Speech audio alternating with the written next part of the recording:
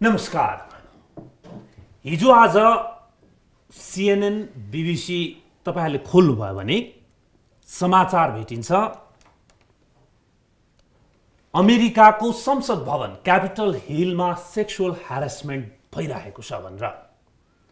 अर्को समाचार भेटिन्छ विश्वकै चर्चित सिने इन्डस्ट्री हलिउडमा नाम चलेका पुरुष कलाकार प्रोड्युसर डाइरेक्टरहरूले नाम चलेका महिला कलाकारहरूलाई सेक्सुअल असल्ट गरेको भनेर। अर्को समाचार भेटिन्छ जिम्नास्टिक डाक्टरले जिम्नास्ट प्लेयरहरूलाई गरेको सेक्सुअल असल्टको। भारतमा दिल्ली अझै सुरक्षित भनेर सुनिश्चित गर्न सक्ने अवस्था छैन। 8 महिनाकी 6 महिनाकी बालिकालाई सेक्सुअल असल्ट गरिएको समाचार त्यस्तै समाचारहरू लगातार आइरहेको छ। पछिल्लो हप्तासम्म नेपाल 3वटा घटना अहिले मिडियामा एकदमै चर्चामा छ। पहिलो ललितपुरमा भएको सामूहिक बलात्कार, दोस्रो दरबार मार्गको एउटा होटलमा भएको सामूहिक बलात्कार, तेस्रो इटहरीमा अर्को रिसोर्टमा भएको बलात्कार।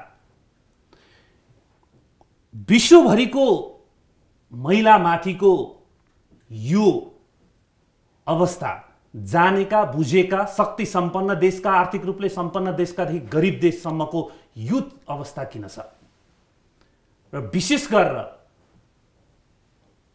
राज्य संयन्त्र र अपराधीलाई दण्डित गर्नुपर्नेमा सक्रिय भूमिका खेल्ने प्रहरी किन मिलापत्रमा उद्धत हुन्छ? आजको सम्भाषणमा हामी यस विषयमा कुरा गर्दैछौँ। कुराको सुरुवात गरौँ डाक्टर रेणु अधिकारीबाट। अहिले मैले विश्वभरिको एउटा दृष्टान्त ल्याएँ। हजुर, लामो समय भयो यहाँले यो मुभमेन्टमा यो क्याम्पेनमा यसमा काम गरिराखेको।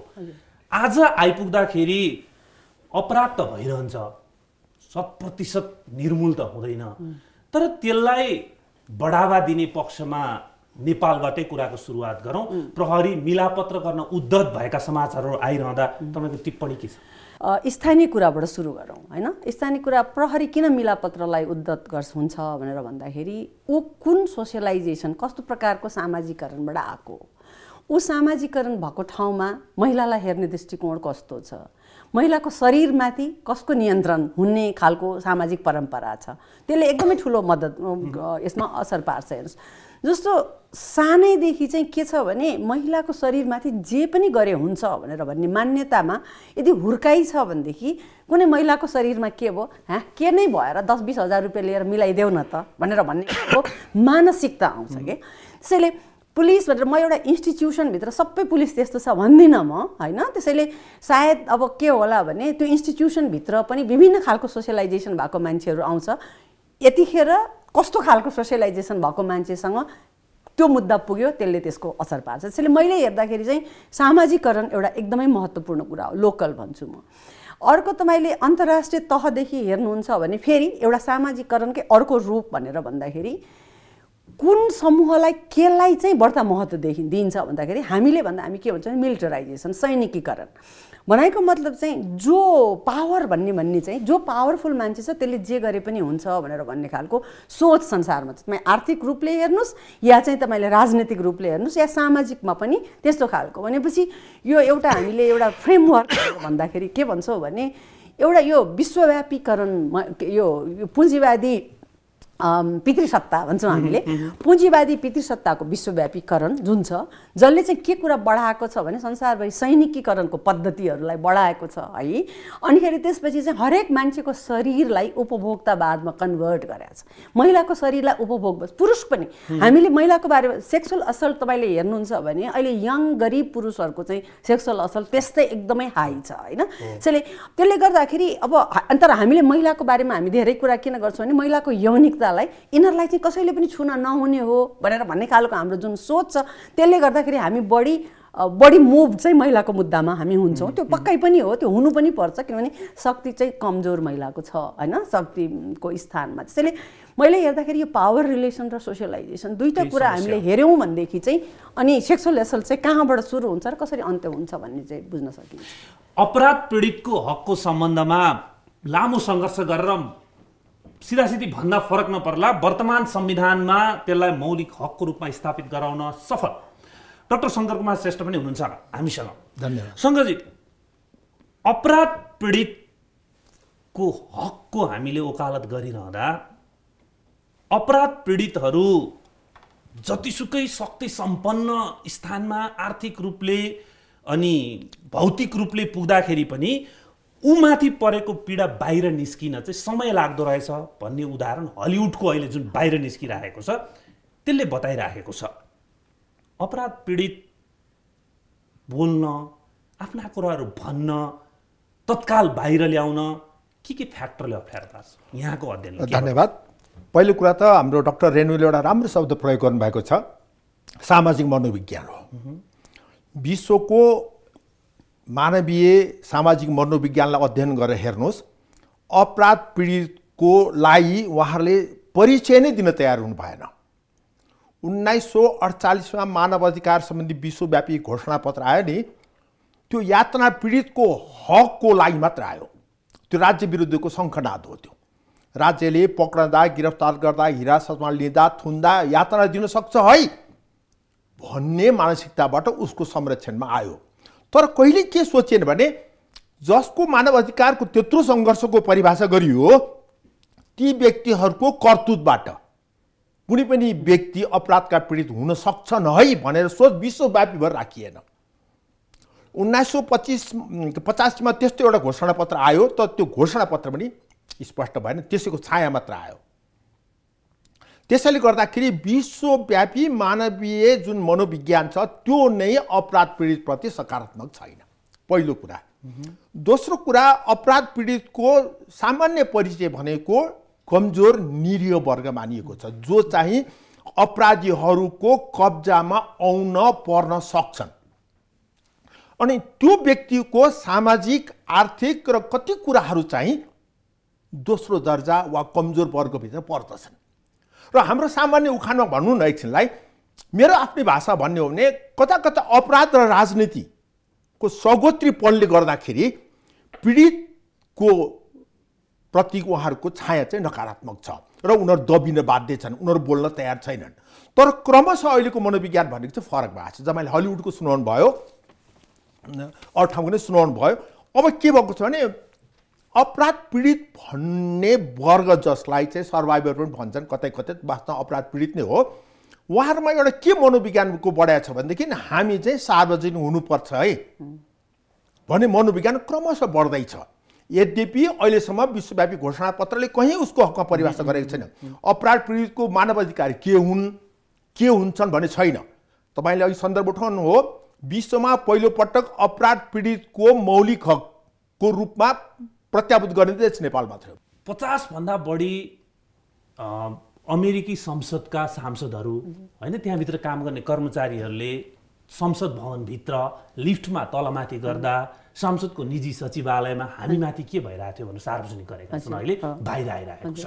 त्यसै गरी हलिउडमा नाम चलेका अभिनेत्रीहरूले, त्यहाँभित्र काम गर्ने महिलाहरूले कार्यस्थलमा हामीमाथि के भएको थियो भने आज सार्वजनिक रूपमा आएर, यद्यपि अघि भर्खर डाक्टर शङ्करले भने जस्तो त्यो भनिरहँदाखेरि सजिलै एक्सेप्ट गरेको, उहाँहरूले एकचोटि भन्ने बित्तिकै त्यसलाई सहर्ष इजिली एक्सेप्ट गरेको स्थिति त छैन, तर बाहिर आइरहेको छ र यो कुरालाई तथ्यगत रूपमा इस्टाब्लिस गरिरहेको छ कि त्यहाँ समस्या छ भनेर। अब यो अघि यहाँले एउटा भन्नु कुन सामाजिक मनोविज्ञानले आउँछ, कसरी हुर्किन्छ, त्यसले त्यो प्रब्लमलाई एक ठाउँ अहिले जब मी टू भनेर ह्यासट्याग गरेर सामाजिक सञ्जालमा लेख्न थाले, म पनि छु, मलाई पनि परेको छ, जब सार्वजनिक हुन थाल्यो, यसले के सन्देश दिइरहेछ? यो धन्यवाद विजयजी। होइन, तपाईँले हलिउडको कुरा पनि ल्याउनु भयो होइन, अनि तर तपाईँहरूलाई याद छ होला इन्डियाको एकदमै ठुलो यो एउटा टेहरीसँग रिलेटेड होइन, त्यहाँ अहिलेसम्म मुद्दा चलिरहेछ हो सेक्सुअल ह्यारासमेन्टको।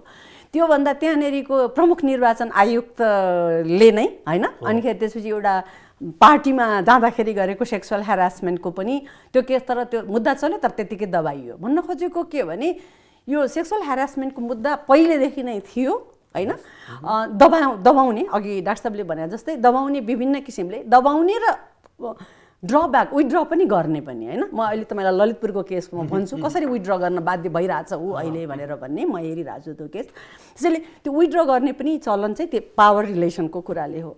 तर अहिले चाहिँ एउटा के भएको छ भने अन्तर्राष्ट्रिय तहमा महिलावादी आन्दोलन पनि त्यतिकै बलियो हुँदै चाहिँ गएको छ। हेर्नुहोस् मैले अघि नै भनेको थिएँ पावर रिलेसन जबसम्म चाहिँ एउटासँग धेरै पावर अर्कोसँग कम पावर थियो सहन बाध्य थियो।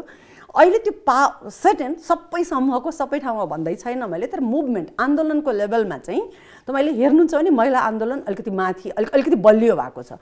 किनभने त्यो महिला आन्दोलनको एउटा स्पिरिट चाहिँ मिटु भनेर ह्यासट्याग भनेर भन्ने महिला आन्दोलनको स्पिरिट हो भनेर चाहिँ मलाई नेपालमा चाहिँ मैले धेरै वर्ष लाग्यो। हेर्नुहोस् मैले आफैले म आफू रेप भएको फिल गरेको छु भनेर भन्नलाई होइन। मैले चाहिँ त्यो हेटौँडाको बसमा आउँदा म नाइट बसमा हिँड्थेँ, म हेल्थ असिस्टेन्ट पढ्दाखेरि चाहिँ नाइट बसमा हिँड्दाखेरि हेटौँडामा चिया खानलाई रोकेको थियो।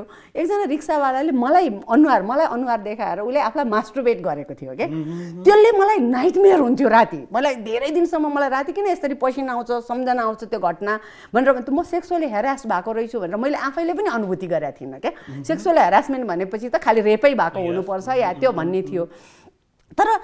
तर त्यो कुरा जब मैले बुझेँ नि अनि मलाई म मिटु भन्नलाई चाहिँ मलाई अप्ठ्यारो लागेन क्या। म अहिले के भन्छु नि yes I was sexually harassed होइन। किनभने म भएको थिएँ। त्यस्तो थुप्रै घटना छन् हेर्नुहोस् होइन मैसँग भनेपछि त्यो कहिले हुन्छ नि जब म बलियो हुँदै जान्छु, जब मलाई चाहिँ मेरो सहयोगी साथीहरू चाहिँ थुप्रैजना छ म एक्लो छैन भनेर भन्ने जब अनुभूति हुन्छ, जब म भएको आन्दोलन बलियो हुन्छ भने त्यसपछि मेरो बोल्ने भनेपछि यो #MeToo भन्ने अभियान जस्तो अहिले वर्ल्डमा छ अथवा अझ बढी भनौँ युरोप अमेरिकामा छ त्यो लेभलमा यहाँ आइपुग्न समय लाग्छ अथवा हामी तत्कालै आउन सक्छौँ। त्यही लेभलमा आउनुपर्छ भन्ने नै लाग्दैन क्या मलाई विजयजी होइन। मलाई के लाग्छ भने हामी आफ्नै किसिमले अगाडि बढ्न सक्छौँ र मलाई अहिले हामी आफ्नो किसिमले अगाडि बढ्न थालेका छौँ भन्ने लागिरहेछ होइन।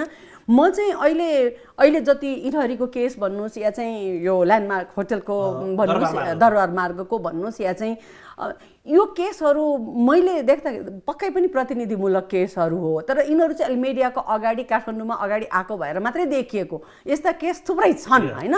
तर त्यो थुप्रै केस पहिले जस्तो चुप्लाएर बसेको छैन। अहिले तपाईँले समुदायमा हेर्नुहुन्छ भनेदेखि त्यसलाई एकदम स्ट्रङ अपोजिसनको ग्रुप पनि अगाडि बढाएको छ। मलाई चाहिँ असाध्यै खुसी लाग्छ। अहिले मैले 27 वर्ष भनेपछि हामी कुनै न कुनै रूपमा अघि यहाँले व्याख्या गर्नुभएको जस्तो पावर ब्यालेन्स हुँदै अगाडि बढिराखेका छौँ, बाहिर आइराखेको छ सशक्त रूपमा। तर हामी कहाँको अहिले एउटा के समस्या छ भने त्यो के अरे जसले गर्ने ग्रुप भनौँ न अपराधी ग्रुप भनौँ त्यसको माइन्डसेट चेन्ज गर्नको लागि चाहिँ हामीले त्यति काम गर्न सकेका छैनौँ कि हामीले अपराध पीडितसँग चाहिँ काम गर्न सक्ने वातावरण हामी कहाँ बन्दै गएको छ। अपराधीलाई चाहिँ त्यसलाई कसरी एजुकेट गर्ने उसको मेन्टल हेल्थमा कसरी काम गर्ने चाहिँ काम गर्न सकेका छैनौँ। त्यसले गर्दाखेरि चाहिँ अलिकति च्यालेन्ज छ भन्ने लाग्छ मलाई। अब मैले सँगसँगै चाहिँ ललितपुरको केसमा ललितपुर जिल्ला अदालतबाट थुन्सेकको आदेशमा के आधार लिइयो भनेर एउटा मिडियामा सार्वजनिक भयो होइन। अलिकति भन्न पनि चाहन्छु साधारण तारिखमा रिहा गर्नुको आधारमा आरोपितले कसैले कुनै प्रतिवादीप्रति भनी देखाइदिन नसकेको पाइँदैन भनेको छ होइन। अनि प्रहरी प्रतिवेदन पनि उद्धृत गर्छ मिडियाले। के भन्छ भने आफूमाथि आक्रमण भएको र त्यसपछि मुखमा टर्च बाल्दा रघु सिलवाललाई चिनेको भनी पीडितले बयान दिएको। दोस्रो बुदा पनि पढ्छु। पीडित उपर परेको चोट आरोपितले प्रहार गरेको कारणबाट भन्न मिल्दैन। प्रहरीको रिपोर्टले के भन्छ भने आरोपितले धकेलेको त्यसपछि पीडित काल्नामुनि लडेको र भोलिपल्ट मरणासन्न अवस्थामा भेटिएको प्रहरी प्रतिवेदन। ज्यान मार्ने प्रयास भएको तर तेस्रो पक्षको उपस्थिति त्यो रोकिएको भन्ने सबुत प्रमाण नदेखिएको अदालतले आधार लिएको छ। बाटोबाट धकेलेको मुख थुनेको र त्यसपछि ढुङ्गाले हानेकै कारण पीडित बेहोस भएको खुलेको छ। चिकित्सकीय प्रतिवेदन अनुसार टाउकोमा गम्भीर प्रहार र गुप्ताङ्गमा वीर्यको नमुना देखिएको छ भन्ने यो तीनटा भयो। चौथो कारण पनि मिडियाले खुलाएको छ। अदालतले के हेर्छ? यो प्रतिवेदन पर्याप्त हो कि होइन अथवा रेप केस अथवा बलात्कार केस अथवा सेक्सुअल असल्ट केसलाई हाम्रो अदालतले हाम्रो कानुन प्रणालीले अहिले जुन गाम्भीर्यतामा राखेको छ त्यो देखिन्छ। अघि हाम्रो डाक्टर रेणुसँग एउटा प्रसङ्ग उठ्दाखेरि त्यसमा एउटा वाक्य चाहिँ मलाई जोड्नु मन लाग्यो। त्यो मिटु ह्यासट्याग त्यही हैसियत नेपाल किन आउँदैन भन्ने कुरामा हाम्रो सामाजिक मनोविज्ञान हो। त्यो हैसियत हामी पुगेका छैनौँ। त्यहाँ सार्वजनिक भएको ती चेलीबेटीहरू समाजमा जागिर खानुहुन्छ, गाडी चलाएर हिँड्नुहुन्छ, दोकान खोलेर हिँड्नुहुन्छ वा व्यवसाय गर्नुहुन्छ। तर नेपालमा त्यस्तो भयो भने के हुन्छ, हाम्रो सामाजिक सांस्कृतिक मूल्य मान्यताले झुठो हो, बलात्कृत हो, त्यो बेचिएकी चेली हो, बलात्कृत चेली हो भन्ने जुन नकारात्मक मानसिकता छ त्योमा परिवर्तन नहुन्जेलमा मिटु हामी कहाँ पनि फरक ढङ्गमा बाहिर आउने, फरक ढङ्गमा बोल्ने। जस्तै म अहिले क्रमशः हामी छलफल गरौँला, दरबार मार्गको केस त बिस्तारै आयो नि, बोलिन् नि हो। सुरुमा उनले यही बुझेर आँट गरेर के भनेकी थिइन् ट्याक्सी ड्राइभरलाई भने मलाई प्रहरी कार्यालय पुर्याऊ, घर होइन, म माथि ग्याङरेप भएको छ उनले भनेकी हुन् नि। प्रहरीमा गएर उनले लिखित उजुरी दिन चाहेको नि। अप्ठ्यारो त कहाँदेखि सुरु होइन, प्रहरीले पहिला मेरो आधार क्षेत्र पर्दैन भने दरबार मार्ग पुर्याउँछ, दरबार मार्ग पुर्याइसकेपछि उजुरी लिन मानिँदैन, मिलाउनपट्टि लागिन्छ, पैसाको चल त्यसपछि तर मैले भने ठिक छ, त्यसमा हामी हाम्रो लेभलमा जसरी छौँ त्यसरी बाहिर त आउन थाल्यौँ। म अब मूल प्रश्नमा आउँछु। मैले जसलाई गरेको थिएँ अघि भनेको बलात्कार केसको लाई यो भएकै हो भन्ने आधार प्रमाणित गर्नको लागि जुन आधार प्रहरीले तयार गर्यो नि मेहनत गरेर, त्यो पर्याप्त होइन भने एउटा कुरा यहाँ मैले हामी कहाँ नकारात्मक चिजको जस्टिफिकेसन हुन्छ भनेको जुन चाहिँ महिला बलात्कृत हुनुभएको छ उहाँका विरुद्धमा कुन कुन चिजहरू जोडिन सक्छ त्यसको जस्टिफिकेसन हुन्छ। पहिला यो भनेको सोसाइटीको प्रब्लम कि लको पनि, सोसाइटीको पनि, व्यक्तिको पनि। त्यो किन हुन्छ भनेदेखि मैले यो चिज गरेँ भनेदेखि त्यसको परिणति मेरो विरुद्धमा के आउँछ भनेर सोच्ने व्यक्तिहरू जब पदमा पुग्छन् ती व्यक्तिहरूमा आँट हुँदैन, हैसियत हुँदैन, पहिलो कुरा। दोस्रो कुरा, यति बुझा प्रमाणहरू आउँदै पनि किन चाहिँ त्यस्तो हुन्छ भन्दाखेरि कमजोर पक्षको जस्टिफिकेसन बलात्कार केसमा प्रशस्त हुन्छ, नेपालमा प्रशस्त हुन्छ। त्यो किन हुन्छ भने त्यो बलात्कृत चेली जो हुनुहुन्छ उहाँलाई हामी करप्ट दैनौँ। पहिला उहाँका प्यारेन्ट्स, अभिभावकहरूलाई करप्ट छौँ। अभिभावकको आर्थिक स्थिति, सामाजिक अवस्थाहरूलाई करपेर अनि परिणाम के गर्छौँ, पीडितमाथि हामी दबाब दिन्छौँ। तपाईले त अहिले थुन्सेको कुरा गर्नुभएको छ। 13 वर्षकी एउटी बालिका बलात्कृत हुनुहुँदाखेरि गरिब बाउमा सामाजिक र आर्थिक दबाब सुरु भएपछि अदालतमा गएर के भनेर बकपत्र गराइएको छ भने ढोडमा शिला खोज्न जाँदा लडेर मेरो गुप्ताङ्गमा ढोडको घाउ लागेको भन्ने छ। अदालतले त्यो आधारमा अभियुक्तलाई सफाई दिन्छ कि बलात्कारबाट भएको घाउचोट र ढोडबाट लागेको घाउचोट पनि छुट्याउने हामी कहाँ हैसियत भएका न्यायाधीश पुगेनन् त? पुगे, तर के पुगे कि पीडितहरूको कमजोरीको फाइदा उठाउने सामाजिक मनोविज्ञान, राजनीतिक र आर्थिक दबावहरू चाहिँ अब मैले यससँगै जोडेको थिएँ। बलात्कार जस्तो, सेक्सुअल असल्ट जस्तो केसलाई हाम्रो कानुन, संविधानले जति गम्भीर रूपमा लिएको छ, सरकारवादी फौजदारी मुद्दामा त मिलापत्र गर्न पाइँदैन होइन। अनि कानुन गर्ने निकाय बसेको प्रहरी पहिलो वाक्य चाहिँ मिलापत्र भन्ने किन निकाल्छ? किनभनेदेखि प्रहरीको लागि पीडितको हैसियत प्राथमिकता कि पीडितको विपरीतमा रहेका अभियुक्त उसका राजनीतिक पहुँच र आर्थिक दबदबा कुन बलियो त? अनि उहाँले भन्नुभयो नि शक्तिको सन्तुलनको दृष्टिकोणबाट पीडितको शक्ति त धेरै न्यून छ। तपाईले यहाँ एउटा भन्नु मलाई मन लागिहालेको छ। तपाईले के भन्नु भने बलात्कारको मुद्दालाई राज्यले महत्त्व दिएको छ भन्नु छैन, ठ्याम्मै छैन, कानुनले पनि छैन। तपाईले याद गर्नुहोस्, अनुसन्धान समाप्त भएर अभियोजनसम्म पुगेपछि त्यसपछि पीडितको अवस्था के? राज्यले अभिलेखन गरेछ, राज्यले उसको सूचीकरण गरेछ, राज्यले उसको बारेमा कुनै जानकारी लिनको लागि व्यवस्था गरेछ के पनि छैन। किन छैन भने थाहा छ? नेपालको फौजदारी न्याय प्रणाली मात्र भन्दिनँ, विश्वव्यापी रूपमा रहेको फौजदारी न्याय प्रणालीको मानसिकता नै पीडितलाई भर्याङ बनाएर समाजमा शान्ति सुरक्षा कायम गर्न अभियुक्तलाई समात्ने हो, पीडितलाई सहयोग गर्ने होइन। भिक्टिम फ्रेन्डली भएन भन्ने कुरा छँदै छैन।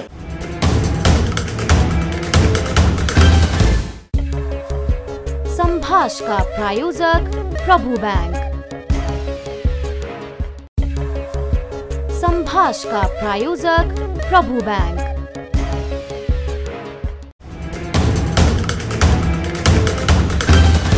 अब यो दरबार मार्गमा भएको मिलापत्र भएको छ। सुरुमा उनी उजुरी दिन्छन् लिखित, लिँदैन प्रहरीले, त्यसपछि दरबार मार्गमा ल्याउँछ, अनि ऊ मौखिक रूपमा मिलाउन खोज्छ, के गर्छ, उनको खातामा पैसा राख्छ, त्यसपछि एउटा मिलापत्र भएको छ। जुन मिलापत्रमा पैसाको कुरा त छैन, तर एउटा वाक्य म पढेर सुनाउन चाहन्छु। रिसको आवेगमा मलाई होटलमा जबरजस्ती करणी गरेको भनी प्रहरी कार्यालयमा गई जानकारी गराउनु मेरो गल्ती भयो भन्ने वाक्य छ। अब मै भिक्टिम छु, मलाई बलात्कार भएको छ, समाजमा चाहिँ के गर्नुपर्छ भने मेरै गल्ती थियो भन्नुपर्ने स्थिति छ। ललितपुर केसमा अस्ति भर्खर उनीसँगको कुराकानीमा आधारित एउटा लेख देवेन्द्र भट्टराईले लेख्नु भएको छ। त्यहाँ के भन्छन् ती पीडित प्रभावित महिलाका पति भने, अब हामी यो गाउँ छोडेर जाँदैछौँ, म गाउँमा अनुहार छोपेर फेटा बाँधेर हिँड्नुपर्ने स्थिति छ। अब हामी प्रहरीलाई एक ठाउँमा राखौँ, अदालतलाई एक ठाउँमा राखौँ, कानुनलाई एक ठाउँमा राखौँ, तर त्यही समाजभित्र बस्ने हामी कुनै दिन हामी पनि त्यो पीडामा पुग्न सक्छौँ। त्यो समाजले चाहिँ किन यसरी यसलाई एक्सेप्ट गर्दैन? यही क्या अब हेर्नुभयो भने त्यो ललितपुरको केस नै म भन्छु। उहाँहरू बाहिरबाट आएको मान्छे हो, हेर्नुहोस् है, कति वर्षदेखि बाहिरबाट आएर त्यहाँ मान्छेको चाहिँ खेतीपाती गरेर खाएको परिवार रहेछ क्या त्यो, होइन। हामी हस्पिटल म सम्बन्धमा छु भनौँ न, जाँदाखेरि डाक्टर साहब यो कुरा अब हामी योभन्दा बढ्दा भन्नु सक्दैनौँ, होइन। त्यहाँभन्दा बाहेक चाहिँ डक्टरले त अब टाउकोमा चोट छ त्यसैले बढ्ता नसोध्नु भनेर भन्ने कुरा भएको छ भने चाहिँ त्यहाँभित्र कतिपय कुरा मैले अहिले तपाईँलाई मिडियामा भन्नु नहुने कुराहरू पनि मलाई थाहा छ भनेर भनौँ न, होइन। त्यही पनि म आफै पनि रिस्कमा होला, तर पनि म यहाँनिर बाहिर ल्याउँदैछु। अनि त्यसले त्यो चाहिँ अब यहाँ चाहिँ अब उसको दरबार मार्गको केसको चाहिँ अब त्यति धेरै मलाई थाहा छैन भनौँ न, त्यो अरूले नै डिल गरिरहेछ। तर समाज तयार छैन भन्दाखेरि पनि कस्तो रहेछ भने नि विजयजी, आफ्नो समाज जुन छ जहाँनेरि छ त्यो समाजमा बरु एक्सेप्टेन्स छ, सहयोगी वातावरण छ, आफ्नो मेरो आफ्नो सोसाइटीमा, होइन। तर म अलिकति माइग्रेट भएर बाहिर गएको छु भने म त्यहाँनिर चाहिँ मेरो पावर लो हुन्छ है, त्यहाँनिर चाहिँ मलाई गाह्रो छ। म त फेरि पावरकै कुराहरू छु। अर्को मसँग एउटा बहिनी छ क्या अहिले, ऊ इन्टेलेक्चुअली च्यालेन्ज हो, होइन, बौद्धिक अपाङ्ग भएको, सिराको 3 चोटि रेप भएको बहिनी हो त्यो। अहिले मेन्टली यति गाह्रो स्थितिमा छ कि अब मलाई अहिले त्यो सम्हालेर उसलाई राख्नै गाह्रो छ। पहिलोचोटि रेप भयो, उसकै स्कुलको टिचरले, प्रधानाध्यापकले नै उसलाई रेप गर्यो, चक्लेट दिएर गर्ने रहेछ, होइन। रेप भएको थाहा भयो, अब अनि हामीले के आयो, अदालतले के भनिदिन्छ भने यो इन्टेलेक्चुअली अपाङ्गको कुरो त कसरी पत्याउने, यो त तुरुन्तै उसको चाहिँ फेरिन्छ भनेर भन्ने हुन्छ। अहिले दिन सेफ हाउसमा राख्यो, घर गयो, उसले अर्कोले रेप गर्यो। मतलब तर यो चाहिँ मैले किन यो तपाईँलाई यो सिरिज, अब अहिले ऊ मेन्टली विच्छेद छ, अब उसलाई कुनै संस्थाले पनि राख्ने ठाउँ छैन, सरकारले पनि राख्ने ठाउँ छैन, हामी पनि ह्यान्डल गर्छ। अस्ति टबमा गएर सुत्दिरहेको थियो राति, कतिखेर उसले के गर्छ भन्ने हामीलाई पनि ह्यान्डल गर्न गाह्रो छ। यो कुरा अघिको तपाईँको प्रश्नसँग मैले किन यो ल्याएँ भने हाम्रो सोसाइटीमालाई कस्तो छ भने पीडितलाई संरक्षण गर्ने खालको नेटवर्क छैन क्या। मैले भन्दाखेरि सोसाइटी नै किन एक्सेप्ट गर्दैन भनेर, society as a whole except गर्दैन सोसाइटीले कहीँ पनि। किनभने हामी कहाँ त अझ म त के भन्छु भने मैले अहिले बाहिर विदेश यताउता हेर्दाखेरि चाहिँ हाम्रो सोसाइटी बरु चाहिँ के रहेछ भनेदेखि बढी सहयोगी रहेछ। मैले खास गरी ट्राफिकिङ सर्भाइभरहरूसँग मैले काम, सुनिता दनवार जस्तो होइन मानिस नेपालमा के अरे संसारमा एकदमै कम मान्छे त्यसरी आछन् ट्राफिकिङ सर्भाइभर। सुनितासँग त मैले काम गरे हो। मैले एउटा सब क्वेसन जोडौँ, यही समाजको कुरा गर्ने हो भने देशको सबैभन्दा शक्तिशाली प्रधानमन्त्री हो, अर्को प्रधान न्यायाधीश शक्तिशाली हुन्, होइन, प्रहरीका आइजिपी, यिनीहरूको विरुद्धको कुनै एजेन्डा कुनै विषयमा चाहिँ यही समाज फेरि यसरी निस्केको छ कि एकीकृत भएर एकाकार भएर यसरी उठेको छ कि तिनीहरूको गतिविधिलाई गलत भनेर प्रमाणित गरिरहेको छ यही समाज हो। त्यही त, त्यसैमा त हो नि विजयजी, त्यो के हो भने पावर पावरसँग जोडिएको महिलाहरू पावरलेस छन् क्या अहिले पनि झन् त्यसमाथि पनि बलात्कार सेक्सुअल एसल्ट एनी सेक्सुअल एसल्टको तपाईँले सेक्सुअल एब्युजको कुरा गर्नुहुन्छ भनेदेखि त्यो सेक्सुअल एब्युज हुने पर्सन चाहिँ जहिले पनि निरीहता सर्टेन केही निरीह फ्याक्टर हुन्छ क्या उसको किनभने र त्यो निरीह फ्याक्टर केले दिएको छ भन्दाखेरि महिलाको शरीरमाथिको कन्ट्रोल अरूको हुन्छ भन्ने सोचले दिएको छ है त्यो शरीरमाथिको कन्ट्रोल अरूको हुन्छ भन्ने सोच कहाँबाट जन्माएको छ भन्दाखेरि उसको स्रोतमाथिको पहुँचको स्थिति होला उसको पहिचानमाथिको पहुँच हामी कहाँ त हामी सेक्सुअल असल्ट गरे जस्तै सेक्सुअल असल्ट र पहिचान एकदमै जोडिएको छ हामी कहाँ तपाईँले हेर्नुहुन्छ भनेदेखि मेरो बच्चाको नागरिकता दिन पाउँदिनँ यार मैले अहिलेसम्म पनि होइन त्यसले गर्दाखेरि तँलाई म जे पनि गरिदिन्छु भनेर भन्ने खालको मानसिकता छ भनेपछि मैले यो सोसाइटी किन आउँदैन भनेर तपाईँको क्वेसनमा गर्दाखेरि चाहिँ सोसाइटीमा एउटा पावरको विरुद्ध भने प्रधान न्यायाधीश यिनीहरूको विरुद्ध सर्टेन ग्रुप सोसाइटीको ओभरअल ग्रुप फेरि आएको पनि छैन हेर्नुहोस् है देखिएको सर्टेन ग्रुपहरू चाहिँ आएको छ तर यो सेक्सुअल असल्टको विरुद्धमा होला ट्राफिकिङको विरुद्धमा किन आउँदैन भने यो त भइहाल्छ नि यो त चलिहाल्छ नि यो यसलाई चाहिँ एउटा परिणामको रूपमा मात्रै लिएको छ कि जबकि रुट कज भनेको चाहिँ यो करप्सन यो सत्तामा भएको मान्छेहरू चाहिँ सही भयो भने यो परिणाम पनि नियन्त्रित हुन्छ भन्ने छ कुनै लेभलमा त्यसमा आर्ग्यु पनि गर्न सकिन्छ मलाई के लाग्छ भने हो नि त रुट कज तपाईँको अलिकति राम्रो जरो कारण चाहिँ सही भयो भनेदेखि परिणाम चाहिँ कन्ट्रोल हुन सक्छ होइन त्यसैले एउटा अर्को कुरा सोसाइटीमा म फेरि विजयजी अहिले हाम्रो सोसाइटी खास गरी हाम्रो सोसाइटी हाम्रैको कुरा गरौँ संसारमा पनि त्यो कुरा लागू हुन्छ हाम्रो सोसाइटीमा के छ भनेदेखि यो होल सेक्स र सेक्सुअलिटीलाई हेर्ने कुरा चाहिँ अहिले कुरै गर्न पर्ने भएको छ क्या अहिले मोरल भ्याल्युजसँग यसरी जोडियो कि एकातिर तपाईँले मिडियामा जे पाए त्यही इन्फर्मेसन छ मिडियामा भन्नुहोस् अन्त भन्नुहोस् अर्कोतिर के छ भने सेक्सुअल रिलेसन चाहिँ खालि प्राइभेट म्याटरको कुरा होला या चाहिँ त्योसँग जोडिएको ट्याबुको कुरा होला त्यस्तो भएपछि के भयो भने कसैलाई डिफेम गर्नु पर्यो भनेदेखि चाहिँ एब्युज नै डिफेमको टुल भएर पनि गएको छ त्यो एउटा होइन र त्यसलाई अर्को आधार चाहिँ कसले पनि दियो भने द्वन्द्वकालमा भएको यौन हिंसा हेर्नुहोस् यहाँनिर हामीले दरबार मार्गको कुरा गरेका छौँ त्यहाँको मैले अहिले रुकुमको एकजना महिला मसँग हुनुहुन्छ उहाँ चाहिँ 12 चोटि रेप भएको छ उहाँको जिउमा अहिले पनि गोली छ शान्ति समितिमा पहिलो दिनदेखि गएर भन्नुभएको छ के भन्नुभएको छ भने मलाई रेप भएको भन्नुभएको छ तर कहीँ पनि त्यो छैन नि त सुनवाई छैन होइन सुनवाई छैन भनेपछि त्यसले के सन्देश देशमा दिएको छ भने बाबा कमजोर मान्छेलाई त तिमीले जे गरे पनि हुन्छ कमजोरमा खोइ त नभएदेखि त हिजो कुनै द्वन्द्वरत पक्षहरूले गरेकोलाई पनि त सजाय पाउँथ्यो होला नि त उसले सजाय पाएन भने यसले किन सजाय पाउने भन्ने अब जस्तै योसँगै एउटा अभियान जोडिएको छ के अभियान भन्दाखेरि चाहिँ ठिक छ म पीडित प्रभावित मसँग केही पनि छैन जसले मलाई पीडा दियो त्योसँग शक्ति छ सामर्थ्य छ पैसा छ पावर छ राजनीतिक संरक्षण छ के छ तर म पीडित प्रभावितसँग एउटा कुरा छ मेरो कथा यसलाई रेकर्ड गराउनुपर्छ कुनै समयमा यसले परिणाम ल्याउँछ भन्ने जबरदस्त बुझाइ अहिले यो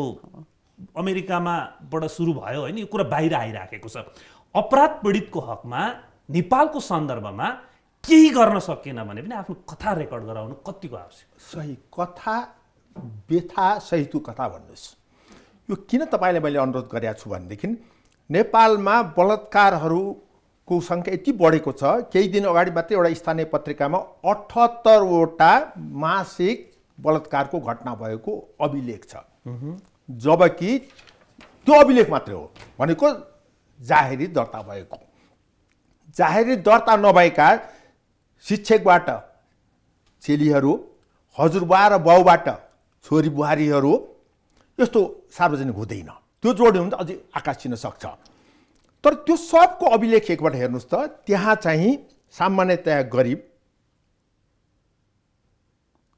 निरक्षर ग्रामीणमुखी र आप्रवास भएर आर्थिक दबावमा बस्नुभएका व्यक्तिहरू सामान्यतया त्यो व्यक्तिहरूको कथा अभिलेखन गर्नको लागि कसले गर्ने त प्रहरीमा जाउँ आजसम्म प्रहरीको कुनै एउटा निकायमा पीडित एकले गरे किन जाहेर दरखास्त दर्ता गर्दैन किन त्यहाँ पीडितले जाहेरी दर्ता गर्नुपर्ने बडापत्र लेखिँदैन? किन त्यो बडापत्रमा कोठा नम्बर यतिमा महिला फल्ना अधिकृतको नाम यो हो, फोन नम्बर यति हो, मोबाइल यो हो, यस्ता प्रकारका पीडितले जाहेर दरखास्त दर्ता गर्नुपर्छ किन लेखिँदैन? किन लेखिँदैन भने हामी फौजदारी न्यायको मानसिकताबाट हुर्केका व्यक्तिहरू, हाम्रो शक्ति तीबाट सञ्चय भएको छ। मैले एउटा लाजलाग्दो कुरा सुनाइदिएको छु, किन पीडित एक्लै जाँदैनन्? किन त्यो राज्यले विश्वास ग्रहण गर्न सकेन? अथवा एउटा एउटा एउटा वाक्य जोड्छु ललितपुर घटनाको, तिम्री श्रीमती राम्री थिइन्, कतै कोहीसँग गइन् होली भन्दै छ पुलिसले। उसले आफ्नी श्रीमती हराइसकेपछि राति नै खोज्न हिँड्दा पेट्रोलिङमा भएको प्रहरीलाई जानकारी गराउँदा पेट्रोलिङमा भएको प्रहरीको वाक्य हो। राम्री हुनु, महिला हुनु, सम्भवतः तरुणी हुनु, के गरिब हुनु, अपराध। अर्को प्रश्न छ प्रेमिका हुनु। हाम्रो कानुनले, हाम्रो अदालतले वैवाहिक सम्बन्धभित्र त बलात्कार हुन्छ र वैवाहिक बलात्कारलाई प्रमाणित गरिसकेको अवस्थामा कुनै केटाको प्रेमिका हुनु अथवा राजी खुसीसँग कहीँ जानु, साथीहरू बोलाएर रेप गर्ने लाइसेन्स हो र? हुँदैन। मैले तपाईँलाई अनुरोध गरेँ नि, गरिब हुनु, निरक्षर हुनु, प्रेमिका हुनु, तरुणी हुनु, महिला हुनु, सुन्दरी हुनु के उसको अपराध हो? होइन। त्यो हाम्रो डाक्टर रेणुले राम्रो कुरा यहाँ सुनाउनु भयो। हामीले अभियुक्त वा पछि गएर कसुरदार प्रमाणित हुने व्यक्तिहरूको मनोविज्ञान परिवर्तन गर्न सकेनौँ। अहिले जति पनि घटनाहरू घटेका छन् नि, र यो जुन आन्दोलनहरू अभियानहरू भएको छ त्यो पीडित केन्द्रित छ निश्चय पनि, जबकि कानुन पीडित मैत्री छैन। मैले यहाँलाई सुरुमा मैले अनुरोध गरेँ नि, पीडित एक्लै जाहेर दरखास्त दिन जान सक्दैन। पीडित सार्वजनिक गरेर मिटु ह्यासट्यागको शैलीमा नाम सार्वजनिक गर्न सक्दैन, किनभने सासु र ससुराली श्रीमानले पूजा कोठा र के भन्छ चुलोबाट निष्कासन गरेको हुन्छ भने यी कतिपय तरिकाहरू छन् जसमा कानुनले उसलाई सशक्तिकरण गरेको छैन। समस्या त्यो। जस्तै भनौँ न, म तपाईँले सुरुदेखि भनौँ, पहिलो कुरा त फौजदारी न्याय प्रणालीको यस्तो एउटा सशक्त महाजाल छ, कानुनको अनभिज्ञता क्षम्य हुने छैन भनेर भनेको छ। त्यो पीडित जो निरक्षर हुनुहुन्छ, ग्रामीण अवस्थाको हुनुहुन्छ, आर्थिक कमजोर हुनुहुन्छ, उहाँले कानुन जानेको छ है भन्ने मान्यता लिनु पर्यो। जानेपछि बलात्कृत हुनुभएको ठाउँको प्रमाण सङ्कलन गरेर प्रमाण लोप नहुने गरिकन, ननुहाइकन, लुगा नफेरिकन, पिसाब नगरिकन उहाँ जानु पर्यो प्रहरीमा। के त्यो सम्भव छ? त्यही वातावरण छ अथवा दरबार मार्ग घटनामा भएको जस्तो अहिले मिलापत्रमा हस्ताक्षर छ जसको सार्वजनिक भइसकेको छ नि, हैन? मिलापत्र सार्वजनिक, अब त्यो हस्ताक्षर भएकै भरमा भोलि अदालतले त्यसलाई मान्यता दिन मिल्दैन। पहिलो कुरा त सरकारवादी फौजदारी मुद्दामा मिलापत्र हुँदैन। यो जतिको घाम जतिकै छर्लङ्ग तथ्यलाई प्रहरीमा प्रवेश गर्छु भन्ने एउटा नागरिकलाई समेत जानकारी हुने विषयमा प्रहरी संगठन भित्रको पदाधिकारी, त्यो पनि उच्च पदाधिकारी मिलापत्र गराउँछ, हस्ताक्षर गराउँछ, तिमी आफ्नो बाट जाऊ, तिमी आफ्नो बाट जाऊ भनेर दुईजनाको फोटो खिचेर राख्छ। यो चाहिँ त कस्तो भयो भने तपाईँले सार्वजनिक भएको कारणले यसलाई तपाईँले प्रतिनिधिमूलक घटना मान्नुभयो। एउटा केस त अहिले सर्वोच्च पुगिरहेछ, हजुरबुवा र बाजेबाट पनि बलात्कृत चेली त्यस्तो खाल। मैले त्यसैले गर्दाखेरि के हुन्छ, यो सार्वजनिक भएको कारणले तपाईँलाई विषयवस्तु गम्भीर देख्नु भएको हो र यो गरेको व्यक्तिहरूलाई दण्डित जबसम्म गरेर सार्वजनिक हुँदैन नि, यस्ताहरूको मनोबल चाहिँ बढ्दैन।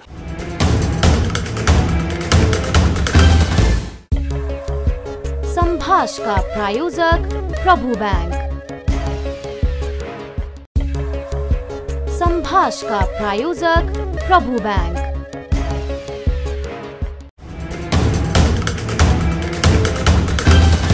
डाक्टर, अहिले तपाईहरुले अब संघीय संरचना हामी गयौं, हजुर, तर यो संघीय संरचनाले पनि अथवा हामीले पटक पटक गरेको आन्दोलनले हाम्रो राजनीतिक प्रणाली फेर्दै गए पनि महिलाको अवस्था तात्विक रूपमा के फरक पार्छ?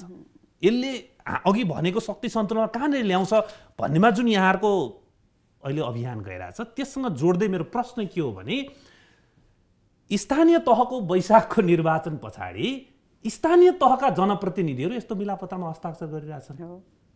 आज पछिल्लो इटहरीको घटना हेरौँ, वडा अध्यक्षले साइन गरेको छ त्यो मिलापत्रमा। अनि अब अघि हामीले पुलिसको कुरा गर्दैथ्यौँ, हामी राजनीतिक नेतृत्वको कुरा गरौँ। उनीहरू मिलापत्रमा हस्ताक्षर गराइरहेछ। अझ एक दुईटा घटनामा त जनप्रतिनिधि नै संलग्न छन् यो अपराधमा भनेर बाहिर आएको छ समाचार। अब यो प्रणालीले हामीलाई यदि मानसिक रूपमा परिवर्तनहरू ल्याउँदैन, पात्र प्रवृत्तिको कुरा गरौँ त्यसमा परिवर्तन दिँदैन भने यसले फेरि पनि एड्रेस त नगर्ने रहेछ नि।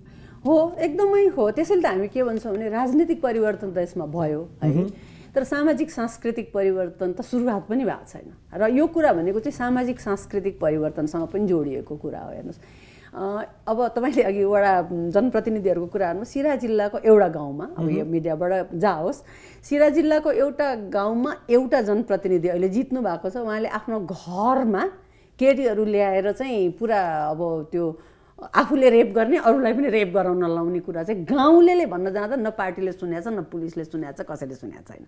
हेर्नुहोस् है, अहिले पनि होइन त्यो छ। त्यसैले त्यो पनि अब किनभने ऊ एकदमै पावरफुल छ, पैसावाल छ होइन, कुनै पावरफुल पार्टीको सदस्य छ होइन, त्यति भयो भने त पुग्यो नि त यहाँनिर होइन। त्यसैले अब अहिले दुईवटा कुरा आउँछ होला जस्तो लाग्छ विजयजी। एउटा कुरा अब एउटा चाहिँ सङ्घीयतामा गएपछि कम्तीमा गाउँमा गाउँपालिका भनौँ न, गाउँपालिकामा जाँदाखेरि चाहिँ त्यहाँनिर एउटा न्याय परिषद भनेर पनि न्यायिक समिति भनेर छ। त्यहाँ चाहिँ महिलाहरूलाई जिम्मेवारी दिएको छ। र मलाई चाहिँ महिला र पुरुष मात्रै पनि भन्नु मन लाग्दैन, त्यहाँनिर चाहिँ धेरै कानुन ज्ञान नभएको मानिस हुनुहुन्छ अहिले होइन। त्यसले गर्दाखेरि के हो भने अहिले सबभन्दा पहिलो जिम्मेवारी चाहिँ उहाँहरूलाई कानुनको उचित ज्ञान र सामाजिक रूपान्तरणको सोचसहितको ज्ञान दिन चाहिँ जरुरी छ। ढिलो भइसकेको छ। त्यो हामीले गर्न सक्यौँ भने यो अहिलेको जुन सङ्घीयता छ त्यसमा केही पोजिटिभ इम्प्याक्ट चाहिँ आउँछ। मलाई कस्तो लाग्छ नि, समुदायमै भएको कुरा त्यहीँनिर गएर भन्दाखेरि 2-4वटाले पनि होइन न्याय पाउने खालको वातावरण भयो भने अझै अगाडि त्यही भएर सामाजिक सांस्कृतिक परिवर्तन भनेको राणाकालमा पनि पीडित हुने महिला नै मुख लुकाएर हिँड्नुपर्ने, पञ्चायत आउँदाखेरि पनि मुख लुकाएर महिलै हिँड्नुपर्ने, बहुदल आउँदा पनि मुख लुकाएर महिलै हिँड्नुपर्ने, सङ्घीय लोकतान्त्रिक गणतन्त्र भनेर टेकिसक्दा नि मुख लुकाएर महिलै हिँड्नुपर्ने अथवा आफ्नो घर गाउँ छोडेर हिँड्नुपर्ने स्थिति पीडित प्रभावित के बन्छ भने यो राजनीतिक परिवर्तनले तात्विक भिन्नता के ल्यायो? छैन, त्यही त त्यो छैन। तर के भने अब छैन भनेर मात्रै पनि त भएन। अब हामीले त्यो रूपान्तरणको प्रक्रियालाई चाहिँ सघाउनु पर्यो सबैजना। अब त्यसकारण मेरो प्रश्न अघि उहाँले उठाइसक्नु भएको छ। अब अहिले प्रहरीले छानबिन गरिरहेछ, दुई खालको छानबिन, एउटा केसैमा छानबिन गरिरहेछ, एउटा आफ्नो पदाधिकारीको संलग्नतामा छानबिन गरेको छ। र मिडियामा प्रहरीका पदाधिकारीको कोट्स के आइरहेछ भने छानबिन गरेर दोषीलाई दण्डित गरिन्छ, केहीलाई निलम्बन गरेर राखेको स्थिति छ। यो प्रक्रियामा विश्वास छैन। मलाई किन छैन भने सुन्तली धामीको केसदेखि नै छैन। हेर्नुहोस् है विजयजी होइन, त्यसैले के हो भने यो जनतालाई देखाउनलाई अहिले निलम्बित गरिएको होला होइन, दण्डित गर्ने भनेर भन्ने होला। त्यसैले प्रक्रियामा विश्वास छैन। तर अर्को शङ्काको सुविधा दिनुको आधार विकल्प पनि छैन। त्यसैले हामी एक्टिभिस्टहरूको रोल चाहिँ अहिले के हुन्छ भने तपाईँ जस्तो मिडिया एक्टिभिस्ट, मिडियामा काम गर्ने पनि सबै एक्टिभिस्ट भन्छु म, हामी जस्तो एक्टिभिस्टहरूको अहिले रोल चाहिँ कन्टिन्युसली वाच गर्ने नै हो। हेर्नुहोस्, हेर्ने नै हो, हेर्ने र बोल्ने र दबाब दिने, हेरिराख्ने दबाब दिइराख्ने। हाम्रो भोइस अफ द भोइसलेस, त्यही त भोइस अफ द भोइसलेस भनेर आवाजविहीनको आवाज भएर हामी अगाडि जाने हो। अर्को विकल्पै छैन अहिले। हेर्नुहोस्, कम्तीमा म चाहिँ के भन्छु भने अहिले प्रधानमन्त्री हिम्मत हो भने आइजी पनि कम्तीमा 4वटालाई मात्रै सजाय दियो भने पनि दुरुत्साहन गर्थ्यो नि। तर हामी कहाँ छैन के, प्रक्रियामा विश्वास छैन। तर विश्वास गर्नुको अर्को विकल्प पनि छैन। त अघि शङ्कर आचार्यले भने जस्तो एउटा केस थियो हामी कहाँ, आर्मीको तल्लो तहको, उसको 3टा छोरी, परिवार हो, दाङको केस हो। 3टा छोरी, 3टै छोरीलाई बाउले चाहिँ रेप गर्ने, बाउ अनि माइली छोरीलाई चाहिँ बाजेले पनि गर्ने होइन। अनि त्यो केस चाहिँ त्यो आमाले कसो गरेर कसै गरे आयो। त्यो 3टै बच्ची हामीसँग भयो, आमा पनि हामीसँग भयो। त्यो केस कहाँ मैले नै विजयजी कहाँ पुर्याइन होला, यहाँनिरको त्यो बिए सर हुनुहुन्थ्यो त्यतिखेर, उहाँदेखि लिएर त्यसपछि निरेन आउनुदेखि लिएर त्यो मानिस अहिलेसम्म कसैले कारबाही गर्न सकेका छैन। त्यो 3टा छोरी र आमा बिचारा लुकेर बस्दाखेरि अहिले एउटा नेटवर्क भएर अलिकति भएर 2टा छोरीलाई कुनै एउटा संस्थामा राखेर पढाइरहेछ, आमाले आफ्नो तरकारी खेती गरेर खाइरहेछ भनेपछि मैले किन भने आउँदैन क्या पुलिसलाई दरबार काण्डको दरबार मार्गको पुलिसलाई त तुरुन्तै थुन्नुपर्ने हो भन्छु म। त्यो त अघि तपाईँले भने जस्तो मिलापत्र गर्नै नपाउने कुरा चाहिँ मिलापत्र गरेपछि त्यो त अपराध गरे हो नि त। यो छानबिन पद्धतिमा सङ्घर्षको के छ बनायो? कतिपय चिज चाहिँ सरकारी नाटक भन्ने गरेको छु मैले। एकदमै यसमा त मेरो सरकारी किन नाटक भन्दैछु भने मैले तपाईँलाई सुरुमा निवेदन गरेँ कि पीडित मैत्री छैन। कानुनी रूपमा विधायकहरूले मैले अघि शब्द एउटा प्रयोग गरेको थिएँ, विधायकी बलात्कार भनेको थिएँ, लेजिस्लेटिभ ऱ्याविसमेन्ट भनेको थिएँ। त्यो के भनेदेखि ऐन बनाउँदाखेरि मुद्दा फिर्ता लिने व्यवस्था गर्यो। के त पीडितसँग सहमति लियो। पीडित व्यक्ति जो चाहिँ बलात्कृत हुनुहुन्छ, बलात्कृतको त छैन, जे होस् अपराधका पीडित हुनुहुन्छ उसको सहमति चाहिँदैन। अनि अदालतबाट कसुरदार ठहरिसकेपछि उसलाई माफी दिने संविधान हुन्छ। के त्यस वखत पीडितलाई एउटा चक्लेट दिनु पर्दैन, सहानुभूतिका शब्द बोल्नु पर्दैन? यो भनेको लेजिस्लेटिभ ऱ्याविसमेन्ट हो, यो विधायकी बलात्कार हो। हेर्नुहोस्। अनि अर्को कुरा यस्ता नाटकहरू त कति हुन्छ भनेदेखि मैले तपाईँले सुरुमा मैले अनुरोध गरिसकेँ, किन पीडित चाहिँ एक्लै यो के अरे जाहेर दरखास्त जान सक्दैन? आजसम्म अनुसन्धान भइसकेपछि, अभियोग पत्र तयार भइसकेपछि पीडितको बारेमा एउटा कुनै अभिलेखीकरण भएको सूचीकरणको मलाई एउटा नमुना देखाउनु छैन। किन छैन भने यो सक्यो अथवा यसको अब आवश्यकता छैन। सकेका छैन। म निवेदन गर्छु रेशम चौधरी, गणेश के अरे हाम्रो यो दीपक मनाङ्गे, त्यसपछि नवराज सिलवालको केस नै ज्वलन्त उदाहरण छ नि। यदि सुशासनको प्रत्याभूति दिने हो भने उहाँहरू कोर्टमा आउनु पर्यो, कोर्टको ट्रायल फेस गर्नु पर्यो, दण्डित प्रमाणित हुन्छ, दण्ड भोग्नु पर्यो, होइन सफाई पाएर जानु पर्यो। यो पद्धति र प्रक्रियालाई त विश्वास गर्नु पर्यो। त्यसकारण मेरो प्रश्न अब तपाईँसँग कहाँनिर छ भने, तर अहिले बीबीसी सीएनएनको दिनहुँको न्युजमा जिम्नास्ट डाक्टर लरेन्स जी नासेर उभिरहेको छ कालो मुख लगाएर। कुनै बेला त उसले आफूलाई शक्तिशाली महसुस गर्थ्यो होला नि त। आज हलिउडको एकदम नाम चलेको चाहिँ प्रोड्युसर हार्वी निष्कासन गरिएको छ प्रतिष्ठित संस्थाहरूबाट, उसलाई त्यो जिम्मेवारीबाट पदच्युत गरिएको छ। त्यसकारण म फेरि पनि जोड्दैछु, ठिक छ हामी पीडित प्रभावितहरू निरीह छौँ, ठिक छ हाम्रो सुनवाई भइरहेको छैन जसरी हुनु पर्थ्यो, तर हामी बोलिराख्न, हाम्रो घटना रेकर्ड गराइराख्न जरुरी छ। यसले कुनै बेलामा रिजल्ट दिन्छ भन्न त सकिन्छ विजयजी। सबभन्दा पहिलो कुरा त अब पीडितहरूलाई एउटा बल प्राप्त भएको छ। त्यो बल के थाहा छ? हिजोसम्म यातना पीडितले मलाई यातना दियो भनिकन अदालतको ढोका ढकढकाउन पाउँथे, मौन बस्न पाउँथे, रोजेको कानुनी व्यवसाय राख्न पाउँथे। सर्वोच्च अदालतको फैसलाले त पति पत्नी एउटै कारागार रहेछन्, सहवासको अधिकार दिएको छ। अब पीडितलाई मौलिक अधिकार धारा 21 मा दिएको छ। अब पीडितले भन्न पाउँछ अदालतमा गएर, मलाई म पीडित भएको मुद्दाको मलाई सूचना दिएन, मलाई पुनर्सामाजिकरण गरेन, अर्को क्षतिपूर्ति सहितको न्याय पाउने हक छ। अब हुन त हेर्नुहोस्, एउटा दुर्भाग्य के छ भने बेचिएका चेली होस् वा बलात्कृत चेली होस् वा कुनै अपराधबाट पीडित होस्, उसको औषधि उपचार गर्न पाउने हक पनि संविधान राखिदिएन। किन राखिदिएन भनेदेखि हामी फौजदारी न्याय प्रणालीको मानसिकताबाट हुर्केका व्यक्तिहरू त्यहाँ विद्वान भएर जान्छौँ। तपाईँलाई अर्को एउटा लाजलाग्दो उदाहरण सुनाइन्छु।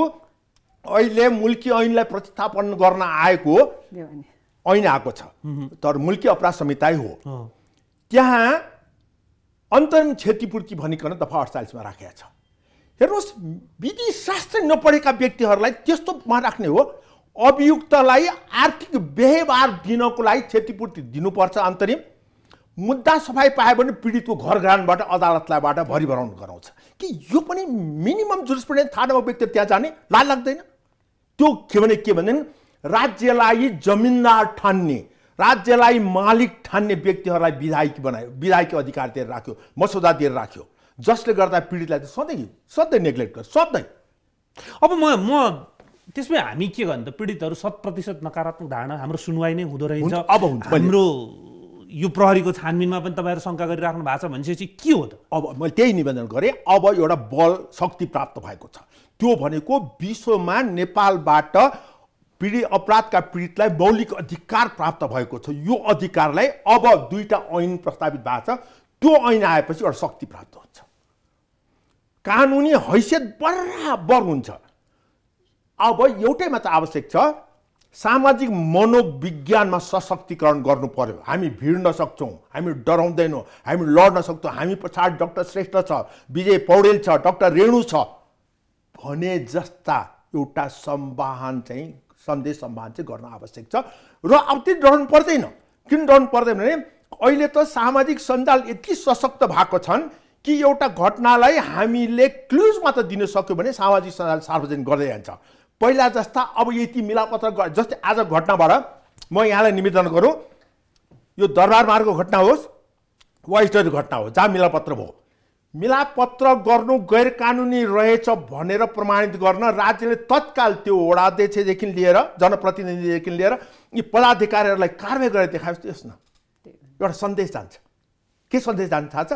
अर्को ठाउँका पीडितहरूलाई मिलापत्र गर्न पदाधिकारी तयार हुँदैनन् र पीडितहरूलाई के विश्वास हुन्छ भने मलाई कानुनले संरक्षण गर्छ। र एउटा सानो दुखेसो चाहिँ गर्छु है मलाई एउटा केसको सम्झना छ। यो मुद्दा मिलापत्र गर्यो भने 2 लाख दिन्छ हजुर, ठहर्यो भने के पाउँछ? ठहर्यो भने केही पाउँदैन। मिलापत्र गर्यो त 2 लाख दिँदैछ नि त। र उसलाई कैद राख्यो, जरिमाना गरायो, ठहराइदियो भने त केही पाउँदैन। भने गरिब अभिभावक रहेछ भने उसले के गर्ने भयो त? 2 लाख लिने भयो, मिलापत्र गर्ने हो। मिलापत्र गर्ने हो। यो मनोविज्ञानले धेरै ठुलो काम गरेको छ। त्यसको लागि के गर्नुपर्छ भनेदेखि हामी कहाँ छैन। नेपालगञ्जमा 10 वर्ष जनआन्दोलनताका 4 जना चेलीहरू बलात्कृत हुनुभयो। अनुसन्धान भयो, स्थानीय अस्पताल नेपाल मेडिकल कोवलपुर मेडिकल कलेजमा परीक्षण भयो। कम्तीमा 5 जनाले बलात्कार गरेको भनिकन शङ्का भयो, रिपोर्टिङ पनि भयो, जाहेरी भयो। तर के भयो थाहा छ? अभियुक्तहरू यकिन भएपछि, नाम थर ठेगाना खुलेपछि मुद्दा चढाउनुको तामिलमा राखिदियो। के पीडा पनि तामिलमा जान्छ? पीडितको त्यो छेद विच्छेद योनि पनि तामिलमा जान्छ? उसका टोकिएका स्तनका नाकहरू गालाहरू टोकिएको तामिलमा गयो।